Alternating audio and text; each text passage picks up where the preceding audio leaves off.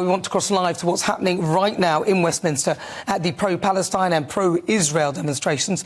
Our reporter Charlie Peters is there. Charlie, whereabouts are you now, and what's been happening?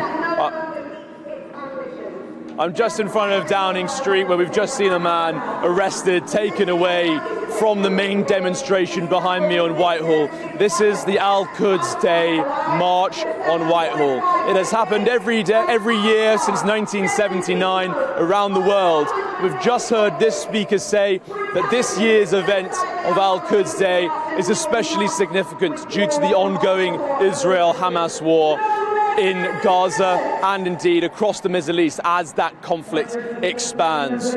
It was an intense march. Thousands left the Home Office and then marched for 2 hours until they reached Whitehall, where we are now. We saw 2 arrested from some pro-Israeli demonstrators on Parliament Square, reportedly on charges of inciting violence. At the same time, we've also seen some extremely controversial and violent language being used by the pro-Palestinian protesters. We saw a placard that said, "Resistance by any means necessary." The Met Police an hour ago said they would investigate any circumstances where they saw that placard being held. We saw it dozens of times as those protesters marched Parliament Square. At the beginning of the protest, before the march started, we also saw some placards of Hitler in the back of a car associated with the pro-Palestinian protester. That man was taken away by police, the man who was in the car that had those placards, but we saw him released back into the crowd and back on the protest later. And that comes as the Met was told by the Home Office today to take a zero-tolerance approach to law-breaking. The Met deployed some 500 officers to this march, a march of great intensity as the debate in Britain over the war between Israel and Hamas continues to grow. Charlie Peters, thank you very much. We'll keep you updated as well on what's going on. I understand it that the Quds March is supposed to end at 7 o'clock, so we'll see if that starts to wrap up towards the end of the hour.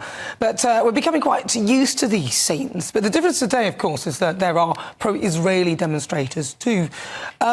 So what do you make of this? I'm going to start with you, Tom. What did you make of this, these protests? Are you sick of them, or do you... No, because we live in a democracy in this country, and I think it's a tribute, actually, to our democracy that we can have what appears to have been a relatively peaceful protest. I mean, let's see what happens at 7 p.m. And again, I mean, I've been on this show in the past where we've talked a lot about the inadequacies and shortcomings of the Metropolitan Police. Again, they seem to be policing the march effectively. But I think there is just one irony here, though, is that we've got, in terms of the pro-Palestinian march, Al-Quds Day, it stands for Jerusalem Day in Arabic, of course brought in by the Iranian regime initially in 1979, and of course where there's absolutely no freedom in Iran at all. You know, they throw gays off buildings and they imprison their dissidents. So there's something of an irony here that we've got people taking to the streets using their freedom in a democracy to campaign for a cause that they believe in, yet actually, you know, the people behind this don't share many of those values. Just checking there, you said, and we know that there have been sort of quite extreme elements of it where they may throw people who are gay off buildings, but that would be a real extreme part of it, wouldn't it? That's not a regular occurrence. Yeah, but look at what's going on in Iran. I mean, Iran is also a backer of Hezbollah in Lebanon. I mean, talk about proxy wars. You know, Iran is essentially prosecuting a proxy war against the State of Israel, which we should remember is one of the few democracies, genuine democracies, in the Middle East, which is why it's good to see, again, hopefully a peaceful counter-demonstration there from the Israeli protesters. OK, Benedict. I mean, just on the subject of Iran, I mean, it doesn't throw as many homosexuals off buildings as it used to, because I think a lot of people are sensible enough not to come out in public. But one thing that the Iranian government does do is fund the gender transition of people who are gay, because the Quran doesn't actually forbid that, and it's preferable in some interpretations of Islam for you to be transgender than it is for you to be gay. But that is one of those things where it's kind of like you have that choice or you can choose death. So it's not actually a particularly progressive view. But if we want to look more broadly around the region at the other groups that Iran does fund, like Hamas, for example, or the Houthis or Hezbollah, yes, actually, the execution of dissidents, of homosexuals, of all sorts of people, is a fairly common occurrence. And actually, we saw this with the anti-Iranian government protests a couple of months ago. Hundreds of thousands of people were arrested, thousands of people were imprisoned indefinitely, and hundreds of people were executed. So that's by the by. I am fed up of these marches because actually one of the things we talk about being a democracy and everybody being free to express their views. In a post-Holocaust European country, for me, anti-Semitism is a red line that you don't cross. And actually, I'm more than happy for a government to crack down on people who display that. And we've seen it far too often. Charlie Peters, your correspondent, has spotted placards on this protest. He's tweeted about them that are very clearly anti-Semitic. I have absolutely no qualms with police going in, breaking up those kind of things and banning those sorts of protests. Because by this stage, these have been going on. We're in the 6th month now of the war in Gaza. There has not been a sort of a major halt to this sort of attitude.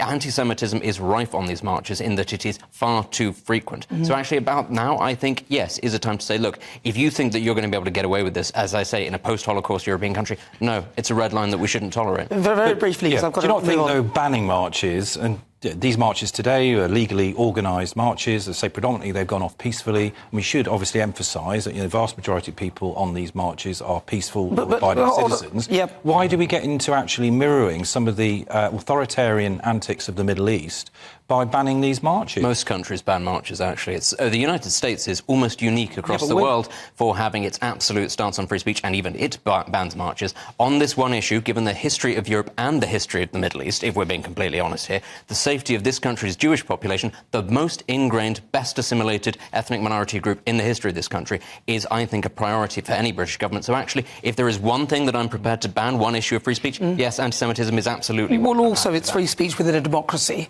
rather than, an autocratic state where you have to do what everyone says and you go along with that, and that's how it works. Here, we decide where the lines are, so that's why, whilst people think freedom of speech means you can say anything you like, it doesn't come without consequences, and it's within our law.